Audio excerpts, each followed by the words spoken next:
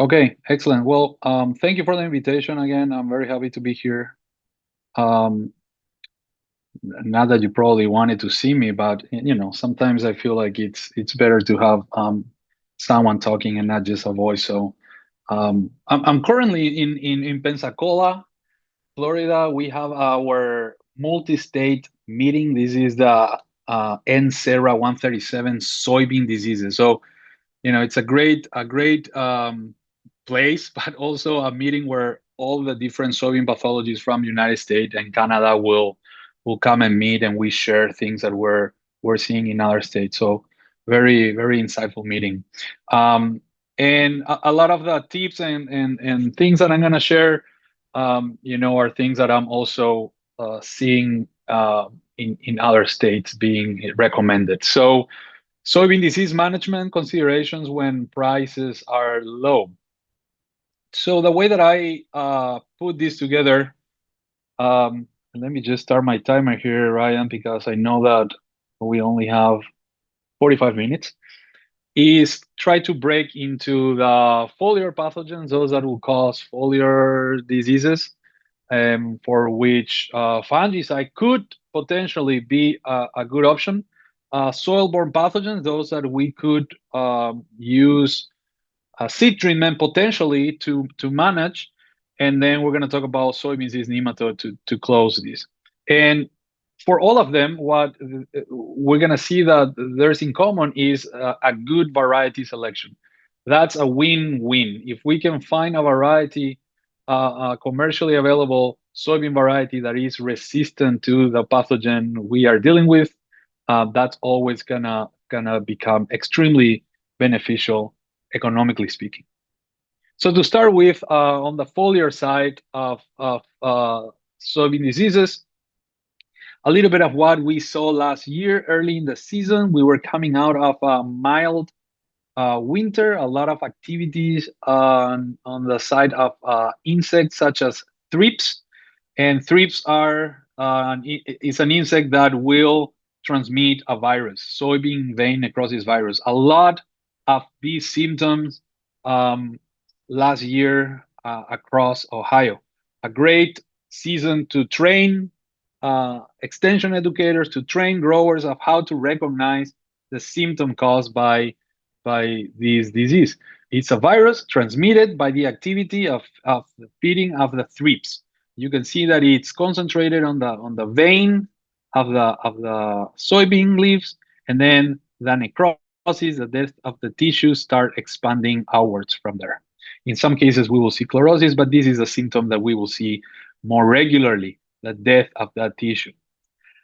At the same time, we were seeing a lot of chlorotic or yellowing spots on the upper side of the leaf. And when we turn that on the underside, we will see the fuzzy growth of a pathogen that causes downy mildew. Both of these diseases, we don't have enough research to uh, be very certain in how much we are losing due to these two pathogens.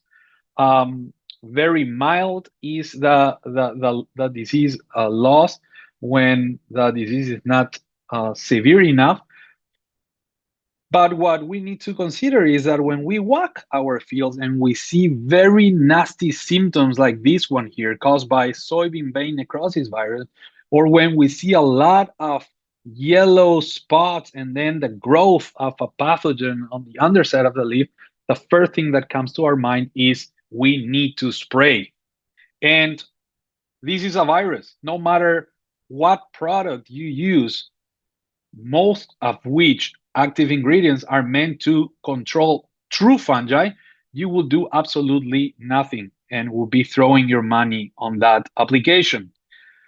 Similarly, this pathogen that causes downy mildew is not a true fungus. It's more related to the Phytophthora amphitheums that we're going to talk about today. It's not a true fungus. Therefore, most of the active ingredients in fungicides available to us will not take care of this problem. So, considerations for this type of symptomology: know what you're dealing with. Most of the time, You will not fix it with applying fungicide, and more specifically with these two pathogens. On the other side, we don't have enough data to show that they dramatically are reducing yield. There are other pathogens, however, that will cause disease and will reduce yield, specifically if they appear on a window of the growth of the plant that is more susceptible for experiencing this damage. Such is the case of frog-eye leaf spot caused by this pathogen, Cercospora. It causes this type of lesions in the leaf, and you can actually, with a hand lens, see the actual pathogen growing there. Requires a lot of humidity, warm season, and it really it's harmful if it shows up between R3 and R5. That's the growing stage where we have evidence that this pathogen and that disease that it causes will significantly cause yield reduction. And that's where we want to protect our crop. There is really good resistance out there for frog-eye leaf spot, and application of a fungicide with multiple active ingredients will help in mitigating the damage. Specifically, if we find this pathogen between that R3 and R5. Most of the time, after that R5, R6, where we're getting into senescence or close to, we start seeing a lot of the symptomology. In those cases, pretty much the pathogen arrived late, we don't experience significant yield reduction. Another pathogen that we normally experience in Ohio, specifically in some areas of Ohio, such as Northeast Ohio, this disease is very prevalent. It's white mold. It's a fungus that, if you see the life cycle, can survive in the soil, forming these survival structures called sclerotia, and it will release the spores that will infect the flower of the plant. So extremely important to take care and protect soybean plants during this phenological stage at flowering.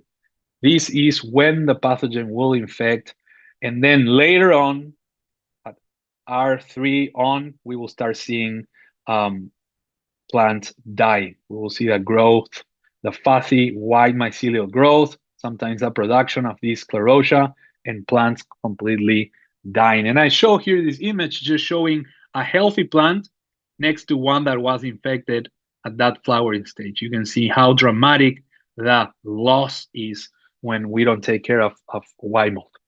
There are products out there that are used to manage this disease. There is not absolute complete resistance, but there are some cultivars that will be labeled moderate resistant for this pathogen. Most of the time, cultural management will help. So letting that air flow within that canopy, avoiding that dense canopy, will be something that will help us reduce the disease severity. Septoria brown spot is something that we're used to seeing every season. It normally stays on the lower canopy. Sometimes it can climb a little bit up depending on the season. If it's quite rainy, the splash of the rain will move that pathogen upward. We don't see significant yield reduction due to this pathogen. Again, it's variety dependent. Extremely susceptible variety will clearly show a significant yield reduction, but most of the time, varieties that we plant in Ohio and in the Midwest have quite good resistance to this pathogen. It will overwinter on debris, so rotation will be a good way also to reduce the damage. With that having said, we conduct several fungicide trials every year. We put different treatments out there. In this case, where I'm showing you some of the few products that we're comparing. For the past 3 years, we have been observing very low disease pressure. How do we know this? Because we walk our fields. We recommend growers, extension educators, consultants, researchers to walk their fields, scout their fields for the presence of symptoms of the disease, of the pathogen. And for the past 3 years, like I mentioned, very low disease pressure in terms of um, foliar pathogens. And that gets translated into data when we do analysis. There's no significantly um, increase in yield. These are not statistically different. We do see, however, reduction when the pathogen is present. But again, for the past 3 years, very low disease severity, very low disease severity. Um, but that's what we expect a fungicide to be doing, reducing the severity of that disease. And we conduct this, like I mentioned, in collaboration with our industry partner. We test different products in different locations. So much so that we have two grad students in Laura Lindsay's, Dr. Laura Lindsay's lab. Fabiano Colette is a PhD student. Ali Pierce is a master's student in my lab, and they have been running fungicide trial for the past 3 years at 6 different locations in Ohio. So we're trying to also capture the geographic distribution of these fields and maybe incidence of the pathogen. Again, very low disease pressure, um, results very similar to the one I just showed. Okay, so jumping to soil-borne pathogens, ones that we could potentially manage with a seed treatment. And for that, it's always convenient to remind us the disease triangle, right? In order for a disease to take place, we need a susceptible host, a conducive environmental condition, and a virulent pathogen. And it's here, these conducive environmental conditions, that really drive the infection and damage by soil-borne pathogens that will cause these seedling diseases or seedling rots. So to start with, we'll begin with the water moles. The water moles are it's a group that encompass the Phytophthora and Pythium species. Are the ones that really rely on seeding water, poorly drained soil. The damage mainly is observed with poor stand counts or poor stand or poor emergence of plants. And that is because the pathogen is causing what we call dumping off. It causes a pre-emergent dumping off. It can kill the seeds before it germinates, or it can kill the seedling as it's moving out to emerge. So we never see those plants coming out. We go and dig those plants, we will find them completely dead, rotten. They can also cause post-emergent dumping off. So after they emerge, they're attacked and they're killed. And you can see the growth of the mycelia. Now, it's interesting here, and it's something that we need to keep in mind, that the water moles, they look like true fungi, they grow like true fungi, they infect like true fungi, but they are not true fungi. And this is extremely important because when it comes to selection of product that we're going to use in our seed treatment, we need to make sure that we pick those that will target these organisms that look like true fungi, but they are not. These are oomycetes. They are more closely related to algae and plants than they are to actual true fungi. Eventually in the season, so we have this very early damage caused by these water moles. Eventually, Phytophthora sojei can also cause stem rot. So the plant is growing, it escaped that threat at the very early stage, but then summer rains come, water, saturated water stays in the field. We can still see plants damaged by Phytophthora sojei, causing this stem rot. And there's so much diversity. This group of organisms is so diverse. We have different species and we have different genera causing these problems. I like to always share the life cycle or the disease cycle, but most importantly, something to pay attention is that we need for this organism seeding water. If we don't have these saturated soils with seeding water, the organisms will have a hard time swimming because they produce a spore that can swim to the root system and affect the plant. So very well drained soil will help tremendously in managing this problem. I also wanted to point out the range of temperature at which they're very aggressive, right? We have some Pythium species that are very pathogenic at very low temperature. Phytophthora, really severe damage at that 70 degrees Fahrenheit soil temperature, and then some Pythium species that can do really well at high temperatures. So the takeaway message here is if you have these organisms in your field and it's not very well drained, you will have issues with water. And we need to figure out what to do when that is the case. So we go to the field and we will dig plants and we will see rotten seedlings or poorly emerged, low stand count. That could be an indication that we're dealing with water mold. We do not know which one. It could be Phytophthora, Pythium, Globisporangium, any of these. Later on in the season, if plants are starting to die and the stem is affected, showing this brown discoloration, we may be dealing with Phytophthora sojei. So just a little bit of Phytophthora sojei is an important pathogen in Ohio, specifically in the northwest part of Ohio. Uh, there's a huge population shift. The population is changing constantly. It's very diverse. And we have really good resistance that we can rely on. Um, the RPS genes or haplotypes are ones that we can use to, you know, have an initial protection, specifically when plants are coming out, and then quantitative resistant or partial resistant, or sometimes what you will read in your seed catalog, field tolerance. It's another type of resistance that will take care of the damage that can happen when plants are already established. So it really takes care of the damage that Phytophthora and other Pythium can cause once the plant emerged.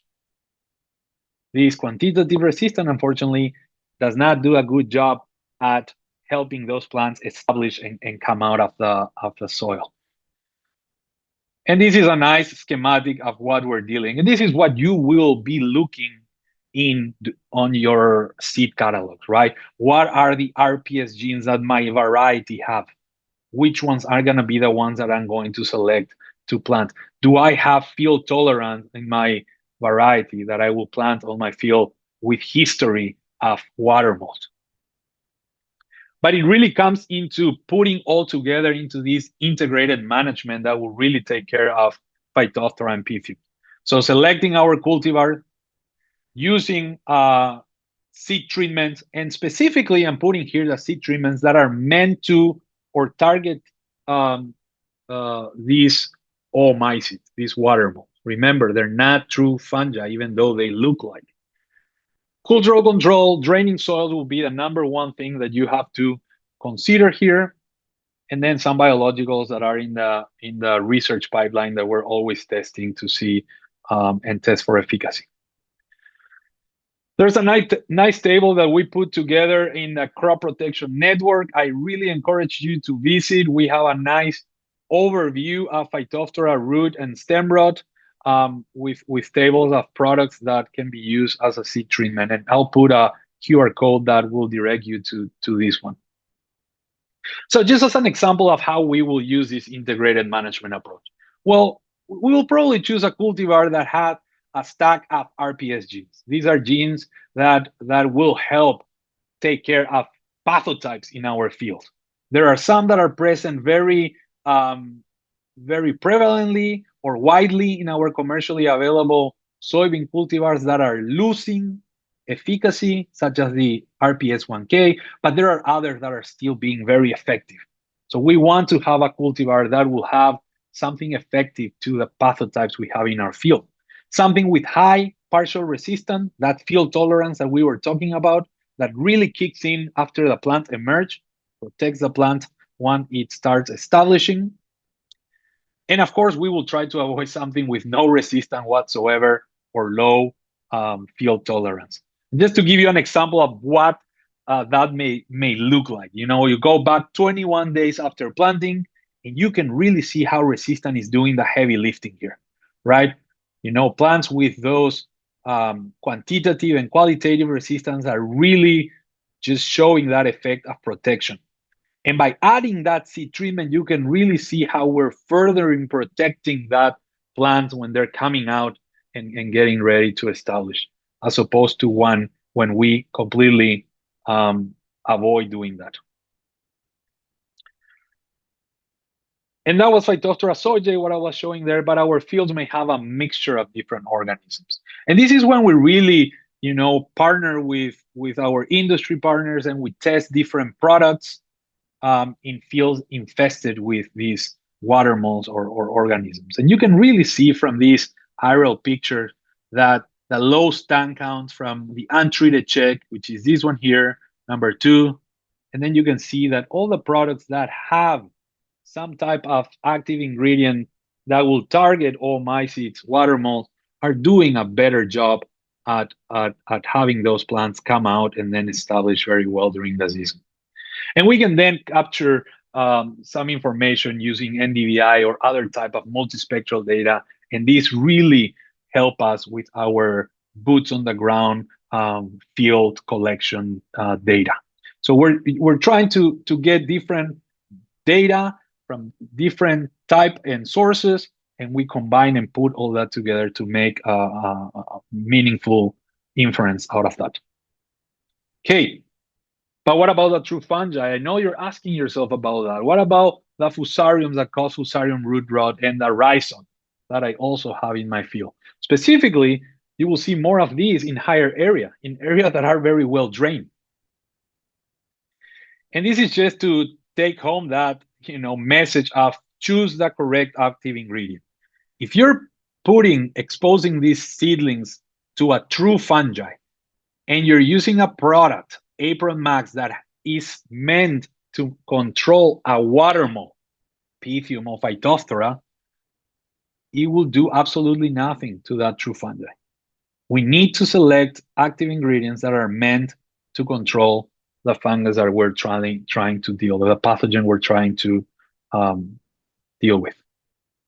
And that's what we do in our experimental plots. We go and we infest fields with these different pathogen, in this case fusarium, but we can try and do trials with acrophomina, causes charcoal rot, rhizoc, and we have those trials, right? Here, I'm just showing you one with fusarium. You can really see that the effect of the fungus is really reducing that stand count, and then we go and evaluate different products. Products that we know work extremely well for all mycetes and that are meant to be used for all mycetes. What happened when we put it on a true fungi? And we try to generate this type of educational data, right? So if we look at the stand count, we clearly see that treating those seeds help significantly plant emerge and escape the threat of these pathogens, in this case fusarium. And then when we also compare soybean yield, we can see that those treated with a product significantly increase yield compared to a non-inoculated one. Okay, and we're talking about seed treatment. We're talking about selecting resistant cultivar, which is the best economical decision that we can take on years where prices are low. Pick your cultivars that have moderate or high resistance to the pathogen you're dealing with. And on top of that, further consider a seed protectant. Another pathogen that we may encounter during the season is SDS, and it's counterintuitive, the fact that we see the symptoms when the plants are quite in a further phenological stage. So these are R5, R4, R5 stage. So the plants are pretty big, are putting weight on those spots, and we can see areas with premature defoliation compared to areas that look healthy. And this is SDS. Infections really take place early in the season. As a matter of fact, that very cool soil condition is what really enhance the severity of SDS. So very early in the season, we need to take care of of Fusarium virguliforme. Very typical symptoms, um, intervenial chlorosis. The only problem with this, because it's such an obvious symptoms, is that we want to call everything that looks like SDS, we just want to say, I have SDS in my field. And this may be problematic because there are other pathogens that causes exactly the same symptom.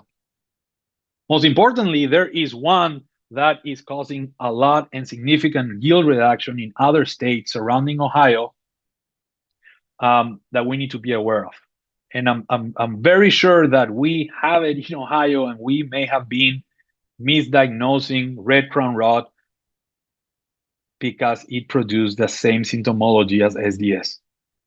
And I'm afraid that in field where this new emerging pathogen in the north central region has just been installed and start to produce symptoms, we may have said, in that situation, I have a little bit of SDS, whereas actually you may have the beginning of a red crown rot epidemic. So I encourage everyone that is attending, that has some relationship with growers, or that you are a grower, scout your fields, go and pull those plants. The symptom characteristic symptoms of red crown will be on the base of the root. Submit your sample to the lab. We will help you diagnose the problem. This QR code will take you to a, a fact sheet, or a newsletter that we put on the core newsletter, with a lot of information on how to diagnose this issue. Um, I want to also share with you information on how to submit sample to the lab. If you hit that QR code, that will take you to another PDF that will walk you through the steps to take to submit sample to the lab. Either if it's a foliar issue that you're encountering in your field, or if it's a root system issue or soil samples that you want to submit to the lab, for us to help you diagnose the issue. Okay, red crown rot. We need to be vigilant. We need to scout. We really need to get out there and identify if we have this problem in Ohio, and try to contain it. Back to SDS. It's in the root system that happens, and the damage take place. It's a fungus. You can see here the spores. These are the crescent-like canoe-shaped spores. And we have been collecting samples and receiving samples from everyone, from you growers, from you OSU extension educators. You have been submitting this to the lab, and my PhD student Jenna Moore have been isolating and creating this collection. They're all fungi associated with SDS, and she has been characterizing what type of species they are. So far, we have been finding Fusarium virguliforme to be the most prevalent one, but she also have identified another Fusarium species. The other question we have is, are these isolates developing resistance to fungicide, to these seed treatments that work really well to manage SDS? So what I'm showing you here is some curves where she has been increasing the fungicide concentration. In this case, we're testing fluopyran. This is the active ingredient in Ilivo. It's a really good seed treatment for SDS. And here she's capturing the percent inhibition of the isolate. So you can see that there's some isolate that at very low dose, they stop growing. It's doing really well. At very low dose of this active ingredient, that isolate stop growing. But you can also see that we have some isolates in Ohio that it takes a little bit more of that active ingredient to have it stop growing above 50%. So these are things that we're really interested. We're really interested in generating a map showing this, and be more aware of isolates that may be developing resistant to fungicide. We're also asking the questions, are they all affecting plants in the same way? Or do they have different pathogenicity? Do we have areas with more aggressive isolate than other in Ohio? Do we have areas where we identify isolates that damage more the root and produce more symptoms in the leaf or less of each? These are all questions that we will be able to answer with this work that Jenna is doing with support from Ohio Soybean Council. Okay, so final considerations for seed treatments. And again, first of all, go and choose a resistant variety, very important. And then if you have history of soil-borne issues, consider a seed protectant. It will really be helpful. If we're planting earlier for certain conditions, those cool soil temperatures may enhance some of these diseases. So it will be good to consider a seed treatment. The QR code here will take you to a fact sheet where we are offering different products that we test. So we do this in our research trials, and then we get together with all the different soybean pathologies from the Midwest, and we put together a table with different products and how well they do against different soil-borne pathogens. So I encourage you to hit that QR code and check those resources. With that, and closing up, I have 10 minutes here to wrap up. Talk about soybean cyst nematode. We talk about that disease triangle and how some of these pathogens, by altering that conducive environmental conditions, we can really reduce disease damage. So draining our soils will reduce Phytophthora and Pythium damage. Maybe planting a little bit later in warmer soils will reduce effect of SDS. Soybean cyst nematode presence is pretty much you need to manage it. You have it, and every single year that you plant soybean there and you have high levels of soybean cyst nematode, you may experience significant yield reduction. It overwinters in eggs and it can stay in the ground for several years. It infects the roots. This is a nematode. When it hatched, it infects the roots. It stays in the root, and the males will fertilize the female, and these females will lay on average 250 eggs. And this can happen 3 to 6 times in a generation, in a season. It can reproduce extremely fast in one season, go from very low levels to very extreme high damaging SCN levels. The best way to manage a pathogen that can cause more than 30% yield reduction with absolutely no visible symptoms is following this triple R that Niblack proposed in 2005. Rotate, rotate, rotate. Rotate to a non-host, corn, small grains, sunflowers. Rotate soybean varieties. Most of our commercially available soybeans have this PI 88788 as a source of resistance. And therefore, we also recommend to rotate sources of resistance. Maybe plant Peking, a different source of resistance, different than PI 88788. Resistance is the best way to manage soybean cyst nematode. Unfortunately, though, the population we have in Ohio and across the United States have adapted and reproduced now on PI 88788,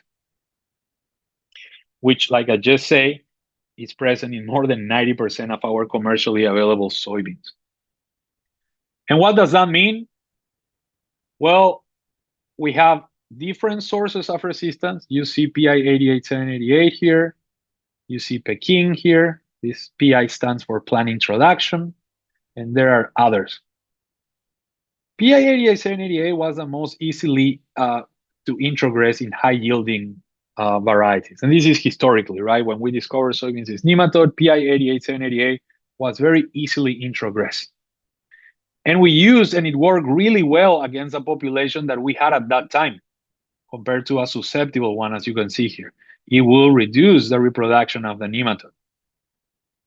Unfortunately, we use this same source of resistance over the same population for over 30 years, nonstop. And that exerted a selection pressure on the virulence of that population, creating a shift to a population of soybean cyst nematode that now can reproduce on PI 88788 above 10% compared to a susceptible. What does that mean? In some areas in Ohio, there are SCN soybean cyst nematode population that can reproduce 80% on PI 88788 compared to a susceptible. That cultivar, despite saying resistant to soybean cyst nematode PI 88788, is not resistant to that population anymore, unfortunately. And that has been reported across the United States. In the 90s, most of the population was of this AG type 0, easily controlled and managed by 88788. Nowadays, more than 85% of that population is of this type that can reproduce on PA 88788. The SCN coalition, of which I'm a co-lead, recommends that you proactively test your field. Know if you have soybean cyst nematode. Rotate varieties. Rotate varieties. Don't feed this animal with the same genetic material, but also rotate sources of resistance. Rotate to a known host and consider a seed protectant. Every year, we receive samples from growers, and we do and process these free of charge, up to 2 samples free of charge with funding from Ohio Soybean Council. Since I arrived to Ohio State in 2021, we have been every year increasing the numbers of samples that we have been processing for SCN. And we report this information to growers after we process. And with this, we can generate a map of distribution of the nematode, but also where are the counties with high levels of soybean cyst nematode. This also helps us identify new counties that before didn't have soybean cyst nematode, that now we are detecting for the first time soybean cyst nematode.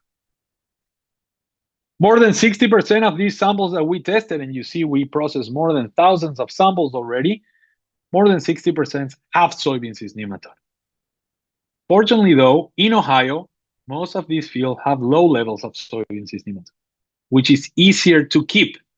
It's easier to keep levels low than to try and bring high levels below damage threshold. The next questions you may have is, well, what population we have? Can we use 88788? And the answer is, unfortunately, no. We have some population of what we tested in the greenhouse. 10% is of this AG type 0 that we can still very effectively use AG type PI 88788 to manage. So if you are a grower and you know you have this population, then you have 90% of the commercially available soybean to pick from and use to effectively manage that SCN population. Unfortunately, though, in Ohio, more than 85% of the population that we tested is of this population here that can, unfortunately, reproduce on 88788 above 10% compared to a susceptible, which means that we really need to integrate our management approach. We need to rotate sources of resistance. Sample your fields. We have been taught as agronomists to do this. We know how to do it. We normally collect a soil sample and send it to the soil lab for nutrient analysis. That same composite sample, if we take a subsample of that, a cup or two in a plastic bag, in a Ziploc plastic bag, remove the air, put it away from the exposure to the sun and heat, and send it to the lab, we can use that sample to test for SCN. Make sure that your field is homogeneous when you take your sample, and you can target areas, entryways, high pH for some reason, enhance reproduction of the nematode, low yielding spot. Why is it that that spot there has been low yielding for so long? Take a soil sample, send it to the lab. This may be soybean cyst nematode. Why do I have so much SDS in that field? Take a soil sample. SCN may be there. There's evidence of interaction with SDS, the fungus. I have very little soybean cyst nematode. I don't have to worry about anything.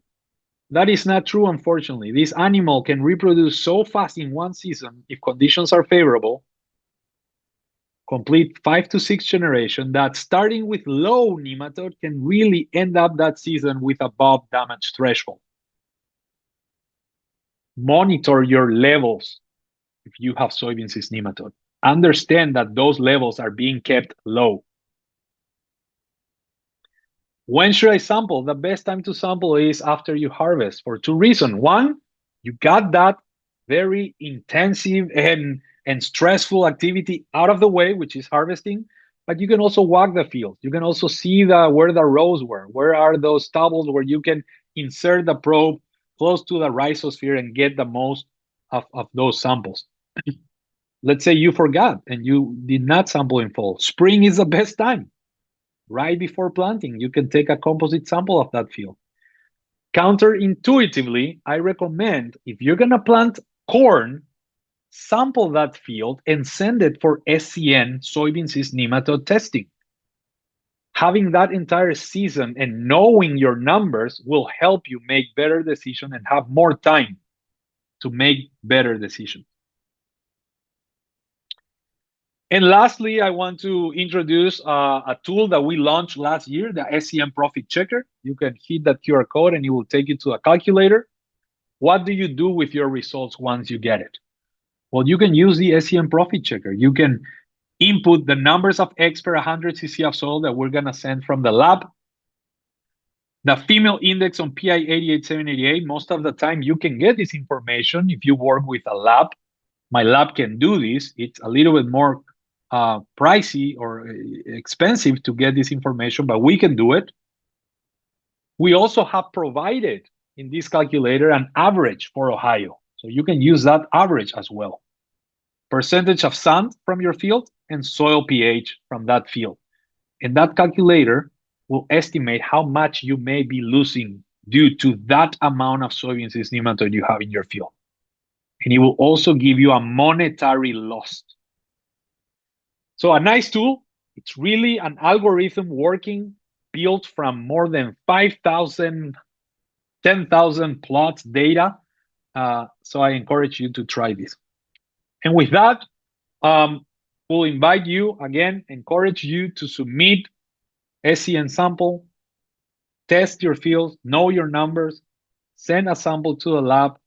With funding from Ohio Soybean Council, we will process this free of charge. And with that, Ryan, I'm at 4 o'clock, and I want to thank my lab members, and I also want to thank farm managers that I work with, that without them, data that I normally show in this type of presentation will not be possible. So thank you for your attention. Yeah, thank you, Horacio, and thanks to all of your team and what they do, and to Soybean Council for their great work and funding what you do to ensure our great economic work, especially with soybean cyst nematode and everything with soybean pathology and diseases.